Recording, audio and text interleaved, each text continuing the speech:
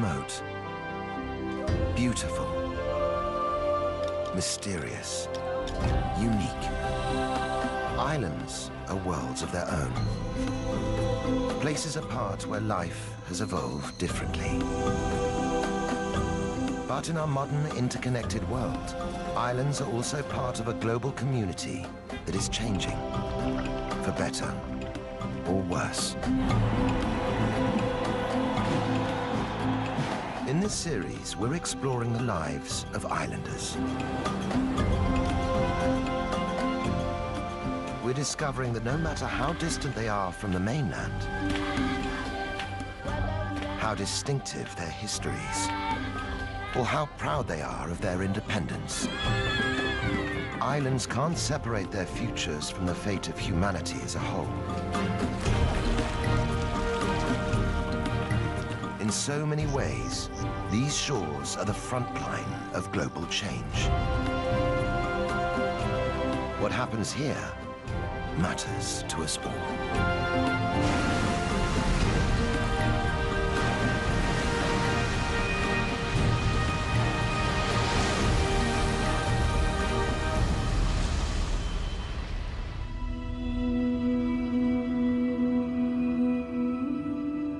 Just south of the equator, off the East African coast, is the archipelago of Zanzibar. It's a group of coral atolls and small islands, dominated by two large ones, Unguja and Pemba.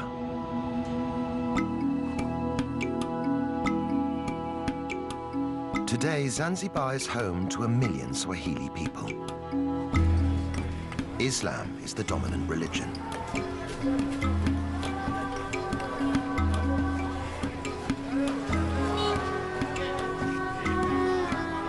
But over the centuries, these islands have known many cultures and customs.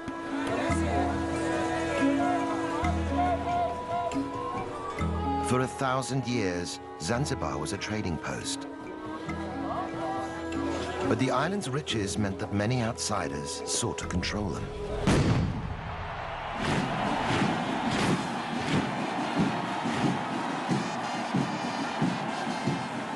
For hundreds of years, Zanzibaris have had to march to the beat of someone else's drum.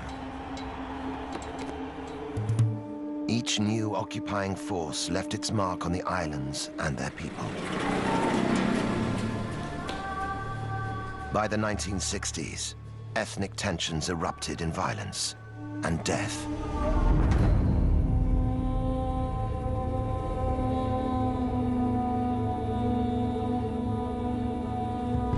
The aftermath, extreme poverty and ill health.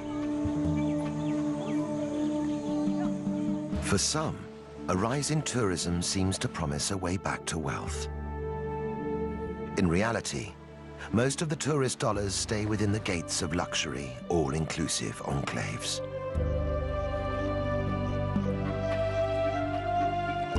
But across the archipelago, signs of change are appearing.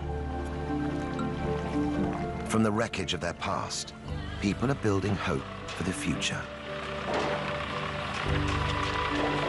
For women, it means living and working more freely without breaking the bonds of their society. For men, it means finding a balance between tradition and reform. These are islanders looking to emerge from the shadows of their past. For the first time in centuries, they're in charge of their own destiny. After all their troubled history, could this be Zanzibar's moment?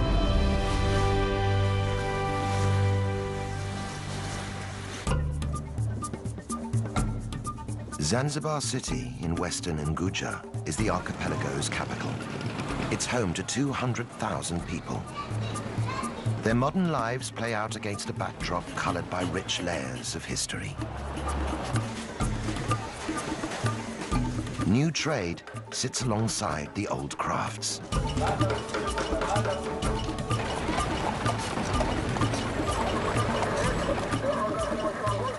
Stone Town is the city's historical core. Once it was the vibrant capital of an Arab trading empire, but today only traces of its wealth remain. On the outskirts is Michinzani, the new town. Its sprawling settlements clearly mark the divide between ancient and modern.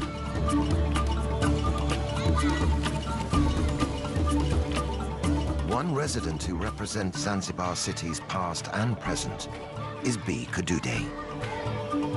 In traditional Islamic Zanzibar, Bi has been an icon for many, always walking her own path. Never quite living by the rules. Now more than 100 years old, Bi is known across the archipelago as the grandmother of Zanzibar. She's famous for her traditional Tarab singing.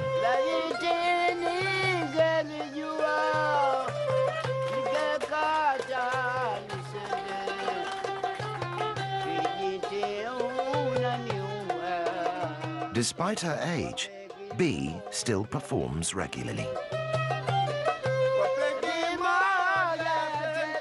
The fusion of Arabic rhythms and Swahili poetry is a reminder of Zanzibar's exotic history.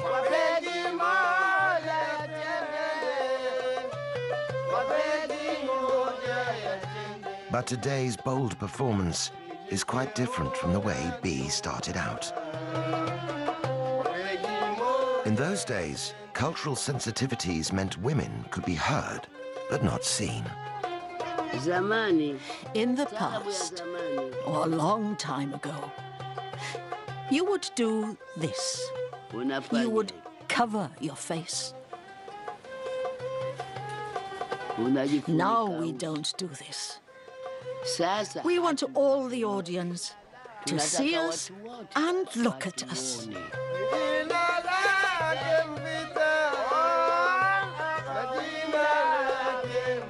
Those early concerts were much more than just entertainment. The songs were a means of social commentary. In the song Kijiti, Bi sings of a miscarriage of justice and the murder of a pregnant woman.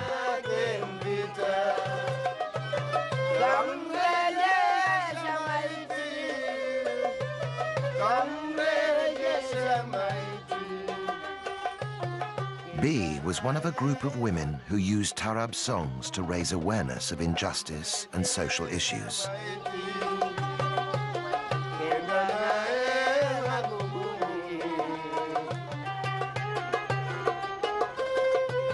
A century after Kijiti was written, women in Zanzibar still don't have the same rights as men. They're expected to obey their husbands and fathers. In public, they're supposed to cover up and behave discreetly.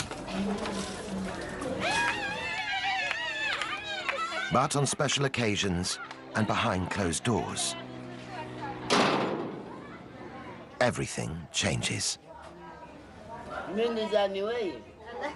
Led by Bi, the group are preparing for an intense, women-only rite of passage.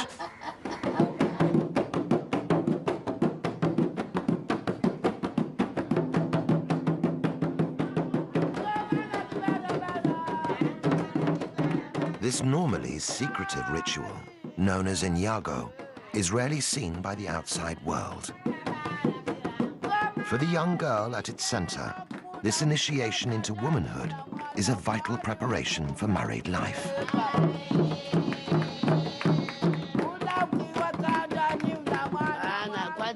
First, we scrub her and teach her how to behave, how to make her husband's bed, how to treat him well and bathe him.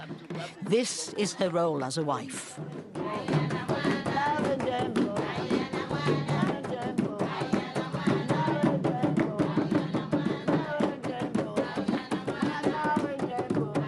The women use the rhythm of Bi's drum to teach the bride how to pleasure her husband.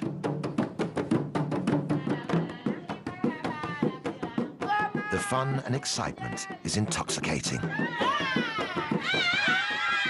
But Inyago also has a serious side.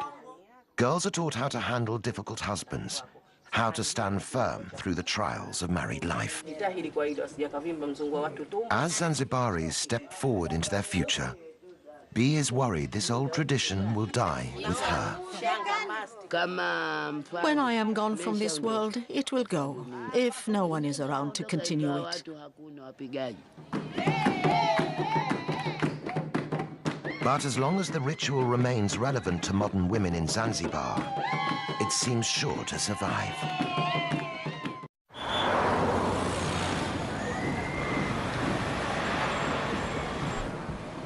Today is January the 12th.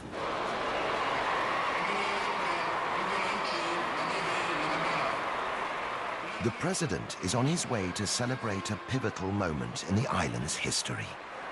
Half a century ago, African Zanzibaris seized power from the Arab-dominated government in a violent uprising.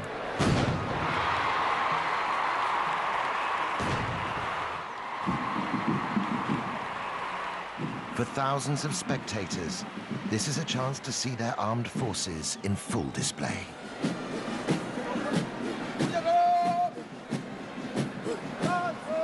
For the president, it's a political opportunity.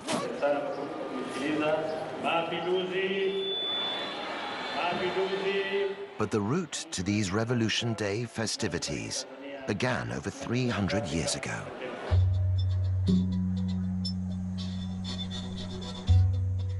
In 1698, after a long history of trade with the island, Oman conquered Zanzibar and declared it an Arab state.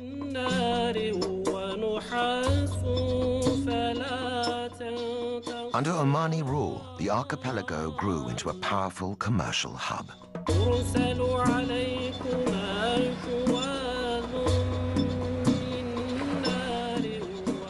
Zanzibar's thriving ports and bustling bazaars were at the center of a vast international trade network. The Arabs grew rich and powerful off the profits of one commodity in particular.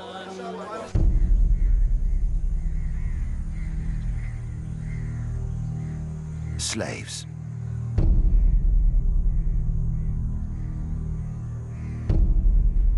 With Islam forbidding the enslavement of other Muslims, it was the Africans who were captured and sold as slave labor.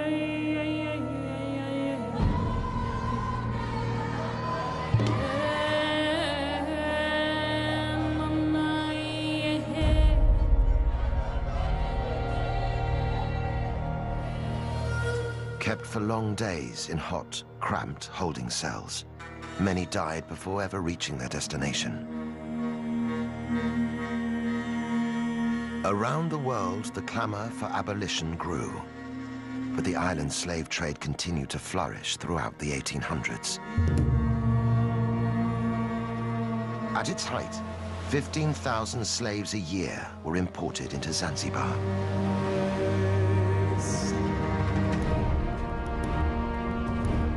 The Arab elite used African slaves to fuel an explosion in clove farming. Zanzibar became known around the world as the Spice Islands. Even after the trade was legally abolished in 1873, slavery continued on the islands for another generation. By the start of the 20th century, the archipelago was firmly divided along ethnic lines. Arabs remained the ruling elite.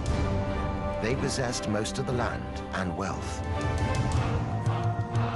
By comparison, the Africans had little.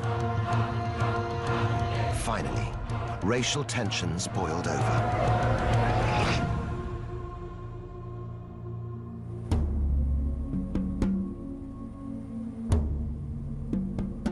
On the 12th of January 1964, the African population turned against the Arabs in the government.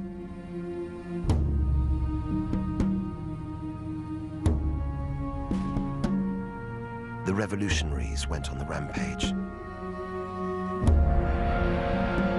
In a single day, 17,000 Arabs and other ethnic minorities were murdered. On the day of the revolution, by 6 o'clock, the Sultan and his family had already fled in their ships. So many were murdered, just out of anger and hatred. It was a genocide that went largely unreported around the world.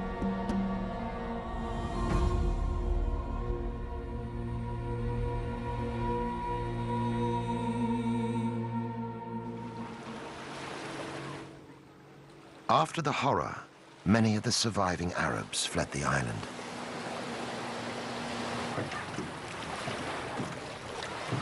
Those who stayed, like Abdallah Nasser Abdallah, had their property confiscated and lived in daily fear. Even today, talking about the revolution brings back difficult memories. My father was detained, and he wasn't the only one. They used to come and detain people and beat them for no reason. People fled because of this.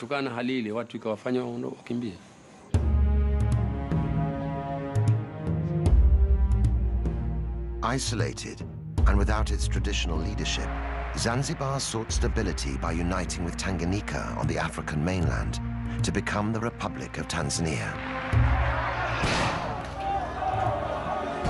But the political quick fix didn't end the violence, which continued for nearly 50 years. Finally, in 2010, the two main parties agreed to put an end to the fighting. They formed a coalition government, and months later, the islands experienced their first peaceful elections. For many, the political change marks the start of a new chapter in Zanzibar's future. But on the archipelago's second largest island of Pemba, the landscape itself is a reminder of how difficult it is simply to wipe the slate clean.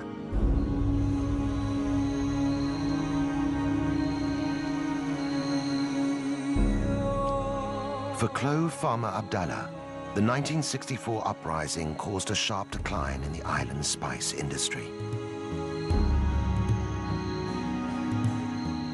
Until then, most of Pemba Island was owned by Arabs, who used its fertile farmland to become the world's leading producer of cloves.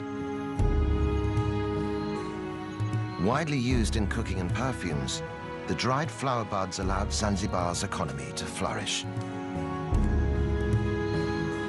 After the revolution, Arab land was seized and redistributed to African islanders. But many of the new tenants neglected the farms. Thousands of Pemba's clove trees withered and died.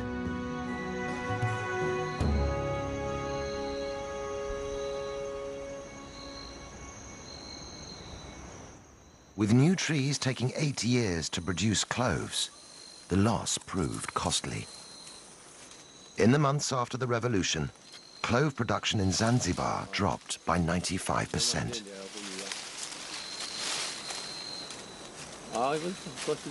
Today, Abdallah is struggling to make a decent living from his trees. These are the cloves. This is how we harvest them, and this is how we separate them. But even a good harvest doesn't guarantee good profits. We are forced to sell our cloves to the government. We don't have any other choice. We can't sell to outsiders.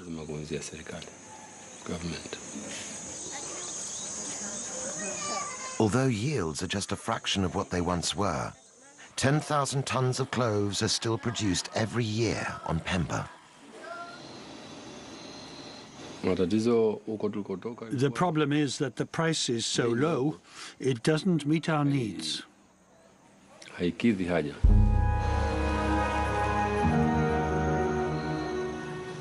The Zanzibar State Trading Corporation pays the clove producers less than half the market rate. The low price makes it a real struggle for Abdallah to make ends meet for his family. For other, less scrupulous farmers, it means turning to the black market. I've never smuggled myself, so I don't know the price. But other people are smuggling cloves to Kenya across the ocean.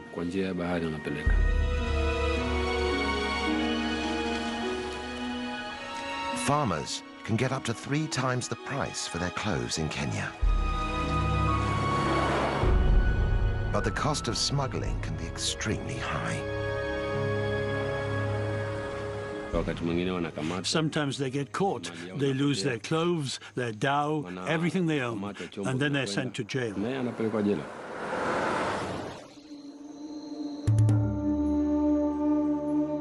Once key to Zanzibar's wealth, now the clove industry is struggling to survive. All the same, for farmers like Abdallah, the new politics offer the prospect of a brighter future. It seems like a new beginning here. The coalition government are trying to build a new Zanzibar. So not just for me, but for many people, things will get better, God willing.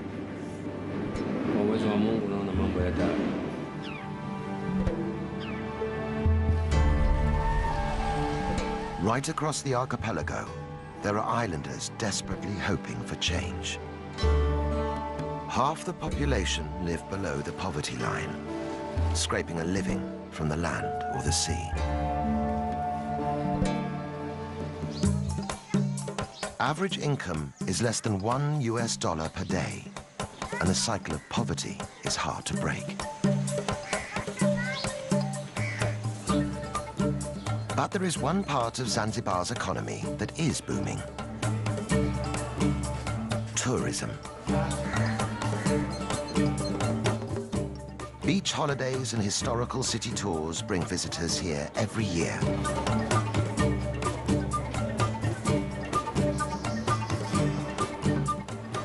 The rapid growth of tourism is bringing new jobs and opportunities.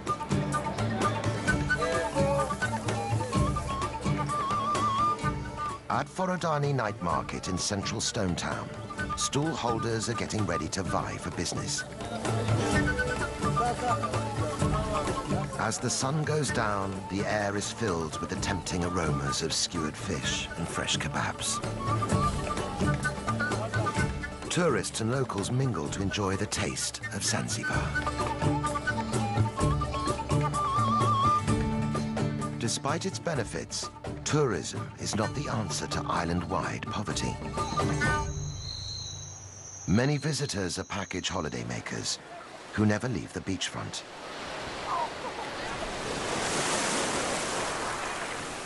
Very little of the money spent inside the big resorts ever reaches local Zanzibaris.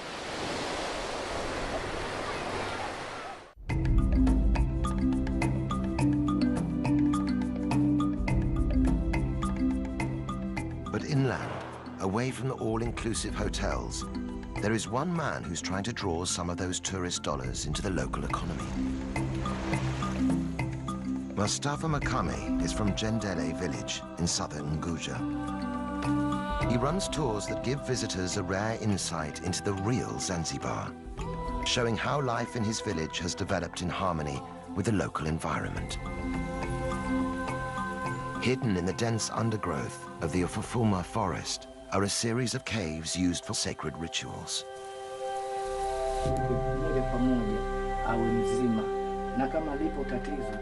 Mustafa thinks they could be the key to attracting visitors. Tourists can have the chance to meet the witch doctor and see how he works.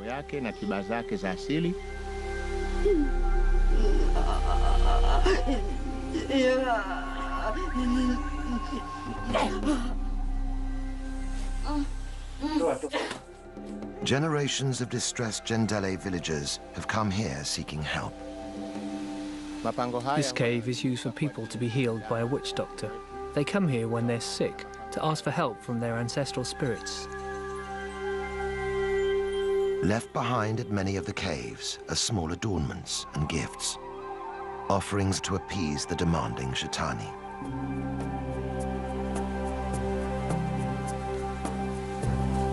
And the ancestral spirits aren't the only residents of the forest.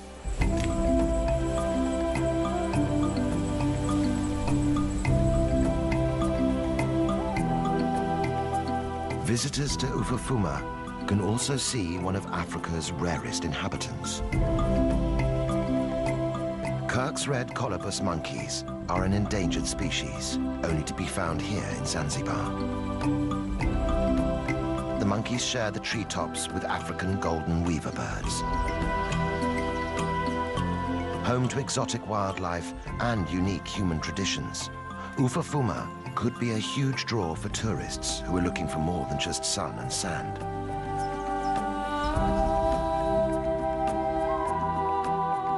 Already, Mustafa's scheme is generating vital income and bringing real improvements to life in his village. We use the money raised from tourism to support our community as much as we can. For example, we've helped provide electricity for Jendele village.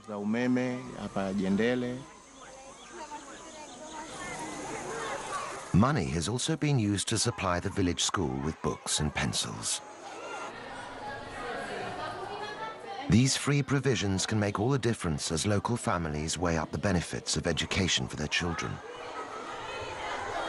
But even though the income they bring is valuable, visitor numbers to the forest are still disappointingly small. The truth is that right now, we are only getting maybe 20 to 25 tourists in a whole year. We just don't have the ability to advertise outside of Zanzibar. To really get his tours off the ground, Mustafa needs the support of the major players in Zanzibar's tourism industry. We would like the big hoteliers to send us guests, and in turn our community will become well known in our country. One day, we hope, we'll get many more tourists to come.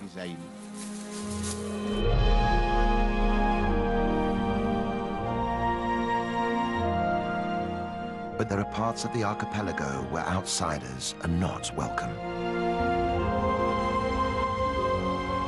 Just 2 kilometers off the coast of Unguja is an island which has turned its face away from the world.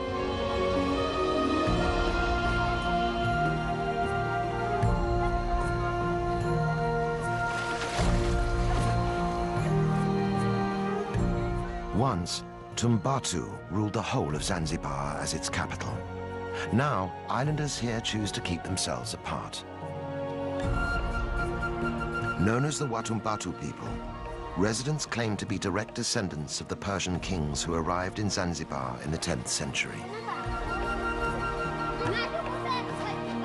Today, they are proudly independent people, notorious for discouraging visitors.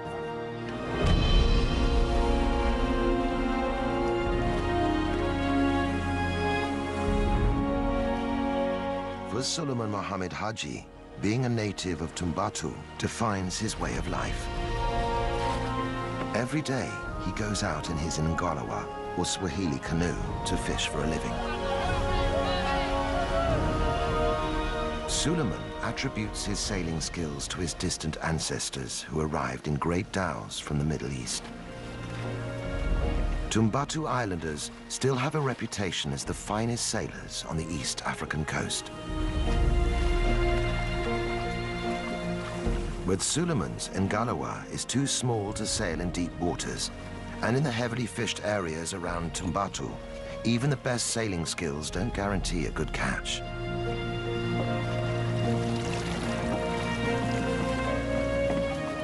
Sometimes Suleiman goes home empty-handed. It's the sea that keeps my life going. If I don't catch anything, I have no other means. I don't have any other way to make a living. With a large family to support, Suleiman is under daily pressure to provide. I have 3 wives. These days, my first and eldest wife helps on the farmland. My second and third wives are doing the housework. They also look after the young children. And Suleiman's situation isn't unusual. Jongoe is one of the island's 2 villages and home to 4,000 people. Islanders live from hand to mouth. There's no paid employment. Life is tough, but villagers are united by a deep pride in their culture and history. At the heart of their island legacy is faith.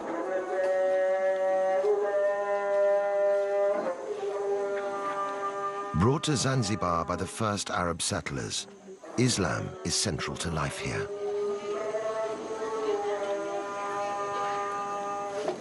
Watumbatu people are devout Muslims. Following Islamic practice, they purify themselves before praying 5 times a day.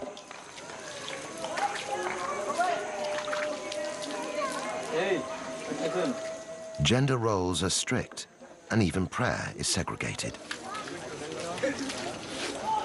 While men attend the mosque, women must worship in private. Village chief Mwadini Makami is determined to keep out the modern influences he sees damaging other parts of the country. Across Zanzibar today, whenever you hear of misconduct or misbehaving, there's never a person from Tumbatu involved. This is because we are following our religion and culture. As chief, Mwadini believes it's his responsibility to protect Tumbatu's cultural integrity. For him, the key to doing that is to discourage tourism.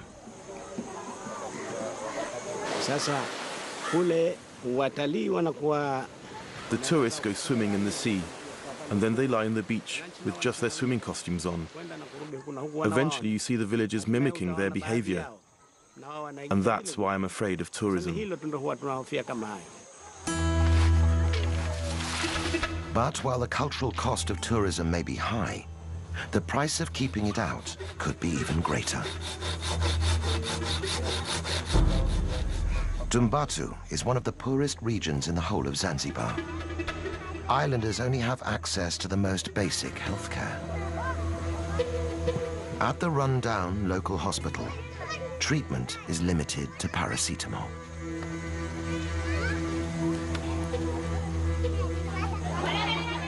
The isolation of Tumbatu is both its strength and its weakness. Soon, islanders will have to decide if the cost of maintaining it is simply too high.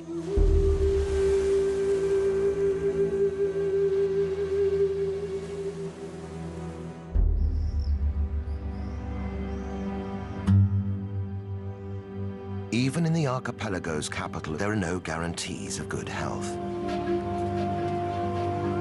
Here, the barriers are physical as well as cultural. 1/3 of Zanzibaris have no direct access to clean running water.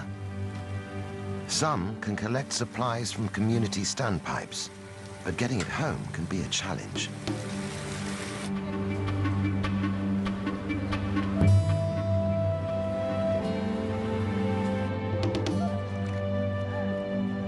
Poor sanitation is another major problem.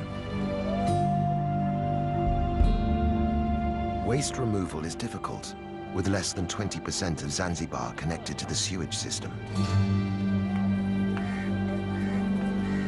Without basic services, infectious diseases like cholera are a constant threat. The result? Life expectancy in Zanzibar is one of the lowest in the world. Just 48 years. Children are particularly vulnerable. 1 child in 6 will die before they reach their 7th birthday.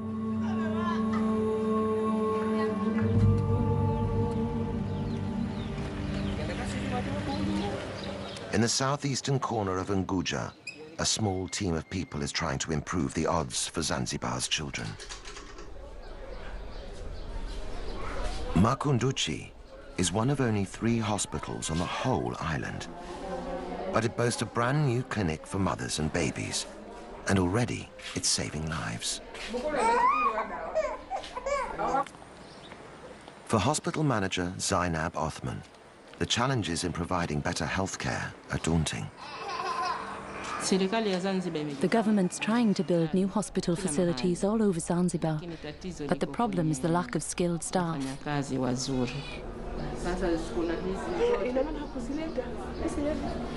With extra funding from the British-based charity, the Makunduchi Project, hospital facilities here have been recently improved. But Zainab still only has 34 beds and 2 junior doctors to treat a population of 60,000 people. Even with such limited resources, the team are working miracles. After the birth, this woman had a postpartum hemorrhage, which meant she had to have a blood transfusion. It helped save her life. It would have been another story without it.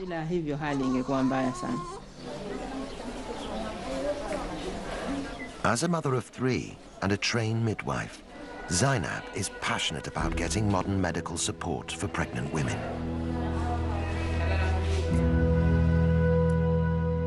But convincing local women to use the hospital facilities isn't straightforward. For most pregnant mothers, the first point of contact is their village's traditional birth attendant.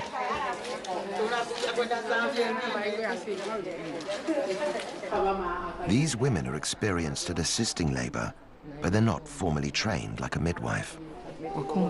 Traditional birth attendants are very important in our communities, and we must work hand in hand with them. We can help improve their skills and their knowledge so they can work more effectively and give safe advice.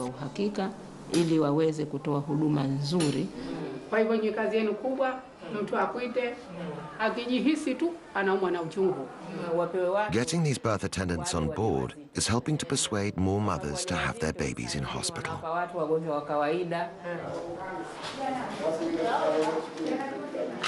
But it's not only the traditional birth attendants that Zainab must work alongside. To win over the whole community, she must also get on board the Shehas, the village leaders. As a woman working in a man's world, the task isn't easy. In Zanzibar, a woman's place has traditionally been in the home. Few ever reach senior positions in the workplace. This can make my work pretty difficult sometimes. People ask, why is a woman in a management position? It's just another challenge that I've had to try to overcome. Zainab is a pioneer for women in Zanzibar. Her hard work and persistence has won respect and is helping to challenge the old stereotypes.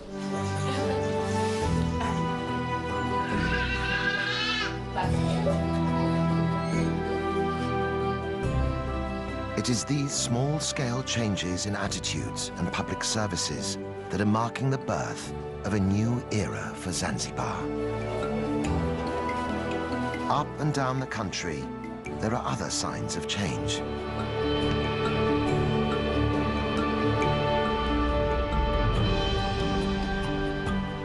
Just a generation ago, a female football team would have been unthinkable. Now, the Women's Fighters Football Club have won the right to play on their own terms. When they tackle men's teams, there's a feeling that there's more than just the game at stake. They are part of a new generation, fighting for a better deal for women in Zanzibar. And the revolution isn't limited to sport.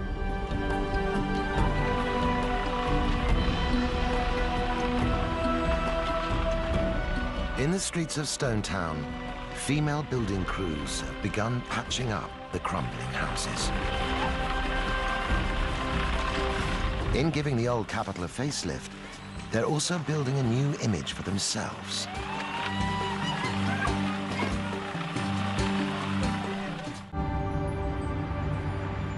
In the seaside village of Kidoti, in northern Unguja, women don't work just to prove a point. They have to work just to survive. I have 8 children. Their father died, and they have only me left. Fatuma Mashenga is one of a growing number of islanders who work the beach farming seaweed. We're a group of women who all farm together. It's hard work. Sometimes when we go to harvest the seaweed, the ocean steals it. This makes it even harder on us.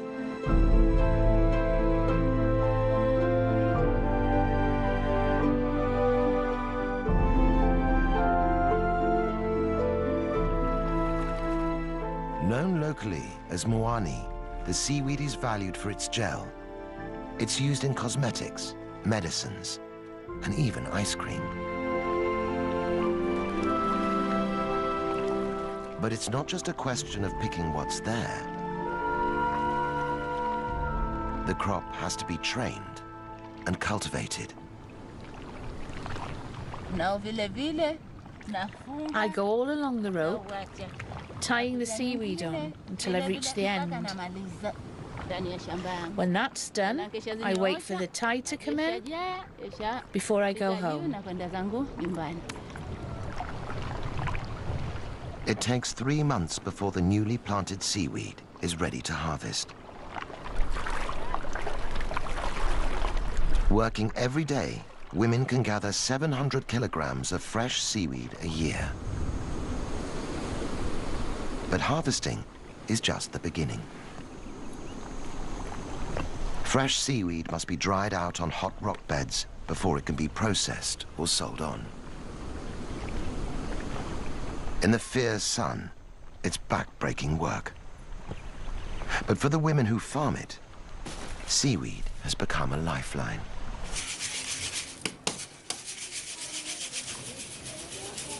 As a widow, Fatouma's income is the only means she has to sustain her family.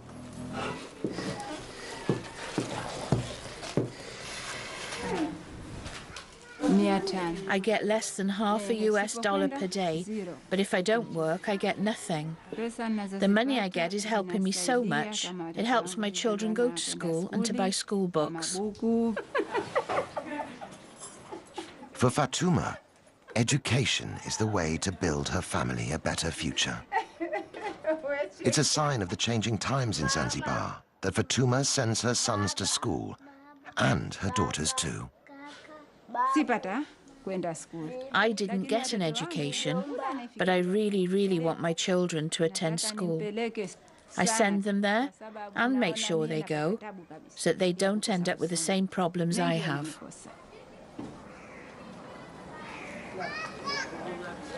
The profits are small, but Fatouma and her friends feel empowered by the money they're making.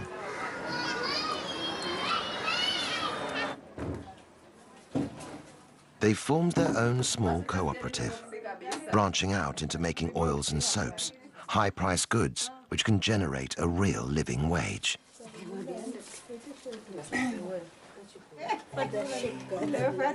As traditional exports decline, it is women like Fatouma who are building the foundations of a new economy for Zanzibar.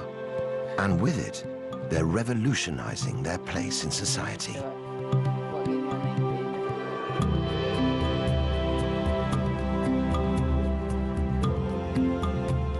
Across the archipelago, individual endeavors are combining to transform the life of the nation. They're pushing Zanzibar into a new phase of development, socially and politically. Life here has always been vibrant and colorful. The rituals and traditions of island life have lost none of their power.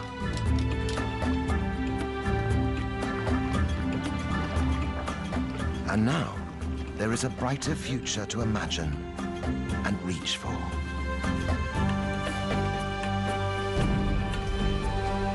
The world is watching as the Spice Islanders begin to chart a new course for themselves. After all the storms they've lived through, Zanzibaris can feel fresh wind in their sails.